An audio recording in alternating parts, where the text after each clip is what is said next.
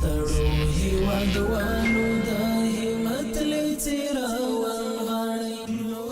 ګرش کانال د بند ساحې اساسي پاکولو چارې له 40 کلونو وروسته پیل شوې.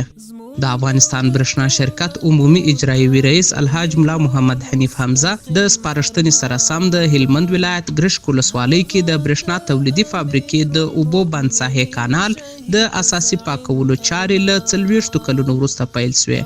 د دې کانال په پاکولو سره به د فابریکې 3 واړو توربینونو د برښنا تولید په کچه کې د پام وړ بدلون راسي او د فابریکې د تخریب مخه به ونیول سي.